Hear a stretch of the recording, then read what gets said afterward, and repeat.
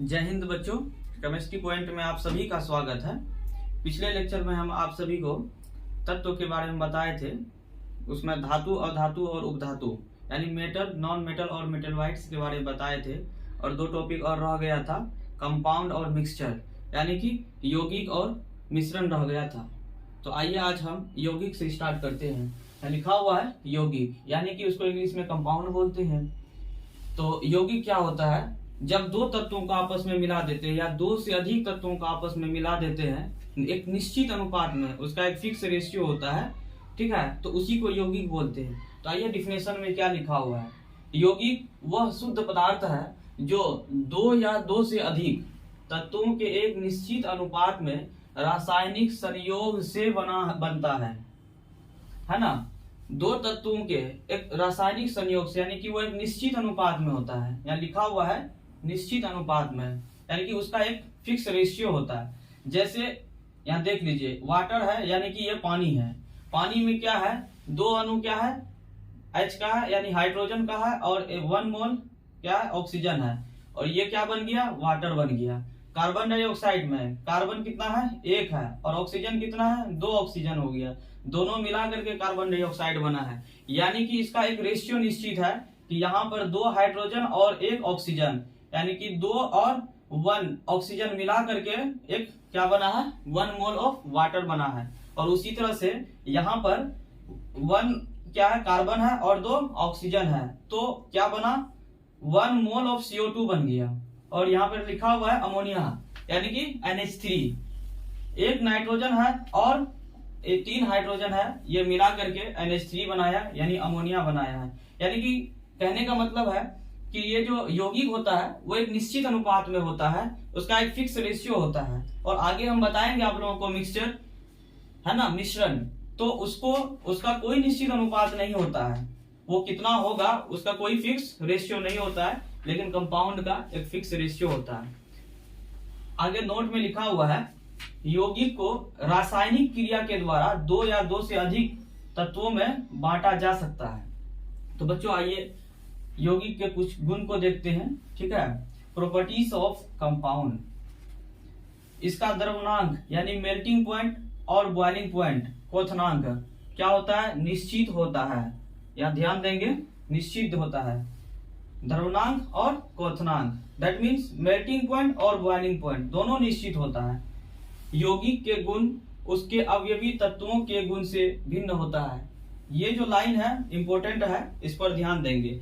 यानी कि पहले से जो तत्व है यानी हाइड्रोजन और ऑक्सीजन दोनों का अलग अलग गुण है, लेकिन जब ये मिल गया तो क्या बन गया? पानी मिल गया। ये क्या है? हाइड्रोजन गैस है, ऑक्सीजन गैस है, लेकिन जब मिल गया क्या बन गया? द्रव बन गया। यानी कि ये अपना क्या हुआ? ओरिजिन जो है इसका गुण है वो भूल चुका है, अब ये किसमें आ गया? द्रव में आ गया। तो ये बहुत इंपॉर्टेंट पॉइंट है बच्चों, इस पर ध्यान देंगे। यौगिक को भौतिक या रासायनिक क्रिया के द्वारा अलग नहीं किया जा सकता है। जैसे आयरन सल्फाइड मान लीजिए, ले लीजिए एक एग्जांपल, FeSO4।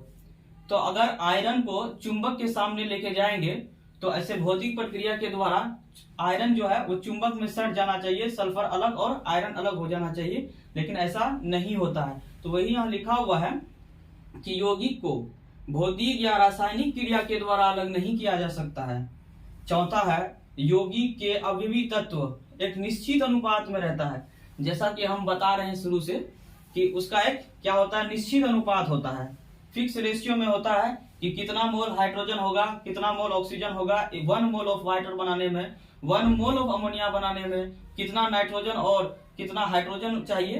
तो यानी कि वो रेशियो क्या होता है? फिक्स होता है। तो और आगे हम देखते हैं, आइए आपको हम बता रहे हैं। और इसका 5वां हम लिखते हैं, यहाँ पे जगह नहीं है तो इसको ऊपर में लिखते हैं। यौगिक के निर्माण में प्रकाश या ऊष्मा के रूप में ऊर्जा का उत्सर्जन या अवशोषण होता है। यानी बच्चों जब यौगिक का निर्माण होता है तत्वों से यौगिक जब बन रहा होता है, या तो ऊष्मा का उत्सर्जन होता है या अवशोषण होता है। यानी कि या तो एनर्जी बाहर जाता है या एनर्जी एब्जॉर्ब होता है। वही चीज यहाँ लिखा हुआ है कि यौगिक के निर्माण में प्रकाश या ऊष्मा के रूप में ऊर्जा का उत्सर्जन होता है, यानी कि एक्सक्रेशन होता है, या अवशोषण होता है, एब्जॉर्प्शन होता है।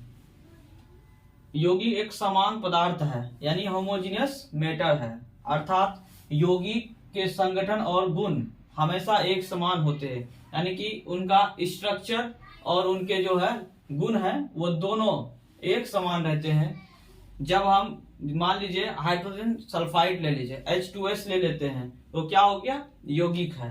तो उसको अगर किसी भी माइक्रोस्कोप से आप देखेंगे तो वो उसको है ना हर जगह समान जो है रहेगा। जितना भी जिस भी जगह पर आप देखेंगे तो उसमें हाइड्रोजन और सल्फर दोनों का जो है अमाउंट लगभग समान ही दिखेगा। हर पूरे, जैसे कि आप चीनी को पानी में घोल देते हैं, वो पूरी तरह से घुल जाता है तो कैसे क्या होता है, एक समान दिखाई देता है। आप पानी को ऊपर से उठाए, नीचे से उठाए, बीच से उठाए, तो उसी प्रकार H2S है या CO2 है, ठीक है, या अमोनिया है, तो उसको कहीं से भी आप देखें तो वो एक समान लगेगा। तो वही चीज है, होमोजेनस पदार्थ है।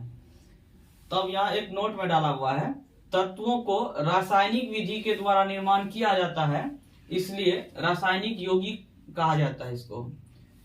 यानी कि डायरेक्ट स्टेटमेंट आ जाता है कि रासायनिक यौगिक क्या होता है, तो आप उसको लिखेंगे कि जब तत्वों को रासायनिक विधि के द्वारा निर्माण किया जाता है तो उसको रासायनिक यौगिक बोलते हैं। तो अब आइए तत्व और यौगिक में अंतर को देख लेते हैं। एक तरफ तत्व है, एक तरफ यौगिक लिख दिए हैं और इसको डिवाइड कर दिए इस तरह से, जैसा आप लोगों को दिख रहा है बोर्ड पर। अब क्या है तत्व? तत्व को दो या दो से अधिक पदार्थों में विभाजित नहीं किया जा सकता है। यानी कि हम पहला ही लेक्चर में बताए थे आप लोगों को कि तत्व को और टुकड़ा नहीं किया जा सकता है, लेकिन यहाँ लिखे हैं यौगिक। यौगिक दो या दो से अधिक तत्वों से मिलकर बना होता है, इसलिए उसको रासायनिक विधि के द्वारा विभाजित किया जा सकता है। दूसरा है, एक ही प्रकार के तत्व एक ही प्रकार के परमाणुओं से मिलकर बना होता है, लेकिन यौगिक जो है एक से अधिक तत्वों से मिलकर बना होता है। तीसरा है, इसका सूक्ष्मतम कण क्या कहलाता है? परमाणु कहलाता है। और यौगिक का सूक्ष्मतम कण क्या कहलाता है? अणु कहलाता है। तो अब यहाँ पे जगह नहीं है तो इसको हम ऊपर में लिखते हैं। तत्व और यौगिक के अंतर को बता दिए। आइए अब जानते हैं मिश्रण क्या होता है। तो मिश्रण वह पदार्थ होता है जो दो या दो से अधिक तत्व या दो से अधिक यौगिक से मिलकर बना होता है और वो कोई निश्चित अनुपात में नहीं रहता है, तो वो क्या होता है? मिश्रण कहलाता है। आइए पढ़ते हैं। मिश्रण वह पदार्थ है जो दो या दो से अधिक तत्व या फिर यौगिक के अनिश्चित अनुपात, इसका कोई निश्चित नहीं होता है, ठीक है, ये अनिश्चित अनुपात में, जैसे हम यौगिक बताए थे वो क्या था? निश्चित अनुपात। लेकिन मिश्रण क्या है?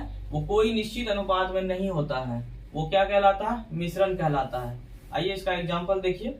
वायु है, दूध है, बारूद है। जैसे वायुमंडल में विभिन्न प्रकार के गैस है ना, हाइड्रोजन है, अमोनिया है, ऑक्सीजन है, नाइट्रोजन है और विभिन्न प्रकार के गैस है। तो उसका वो कितना है उसका कोई निश्चित नहीं रहता है कि एक मुट्ठी या फिर एक डब्बा या एक होल अमाउंट कुछ मतलब ले लीजिए, तो उसमें कितना वायु में कितना ऑक्सीजन कितना नाइट्रोजन है वो कोई निश्चित नहीं रहता है कि इतना में इतना ही रहेगा। कहीं पर ऐसा रहता है कि कोई भी गैस अब्सेंट भी रहता है, कहीं कहीं पर कोई हाइड्रोजन ज्यादा तो कहीं ऑक्सीजन ज्यादा, तो इस तरह का रहता है। तो अब आइए देखिए यहाँ पे क्या है कि मिश्रण के अवयवों को यांत्रिक विधि यानी कि मैकेनिकल मेथड के द्वारा अलग किया जा सकता है। आइए मिश्रण के कुछ गुण को पढ़ते हैं। Properties of mixture. मिश्रण का द्रवनांक यानी कि मेल्टिंग पॉइंट और क्वथनांक बॉइलिंग पॉइंट। मेल्टिंग पॉइंट और बॉइलिंग पॉइंट निश्चित नहीं होता है। इससे पहले यौगिक का बताए थे और तत्व का बताए थे, तो उसका क्या था? निश्चित था, लेकिन इसका क्या है? निश्चित नहीं है। और इसके निर्माण में ऊर्जा का ना तो उत्सर्जन होता है ना ही अवशोषण होता है। हम आपको यौगिक में बताए थे कि जब तत्व से यौगिक का निर्माण होता है तो या तो ऊष्मा का उत्सर्जन होता है या अवशोषण होता है, यानी कि या तो एक्सक्रेशन होता है या फिर एब्जॉर्प्शन होता है। लेकिन मिश्रण में क्या है कि ये जो बनता है इसके जो निर्माण में ऊर्जा का उत्सर्जन नहीं होता है और ना ही अवशोषण होता है। इसके अवयवों को यानी कि इसके जो मोलिक्यूल्स, इनके जो कण हैं उनको भौतिक विधि है ना, फिजिकल प्रोसेस के द्वारा अलग किया जा सकता है। और मिश्रण जो है समांग और विषमांग दोनों हो सकता है, यानी होमोजीनस और हेट्रोजीनस दोनों हो सकता है। और इसके अवयवों का कोई भी अनुपात जो है वो अनुपात में किसी भी अनुपात में रह सकता है, यानी कि इसका कोई भी निश्चित अनुपात नहीं रहता है। ये लास्ट लाइन था आज का। उम्मीद करता हूं आप सभी को वीडियो बहुत अच्छा लगा होगा, और ज्यादा से ज्यादा वीडियो को लाइक करें, शेयर करें और सब्सक्राइब करना ना भूलें। जय हिंद, जय भारत।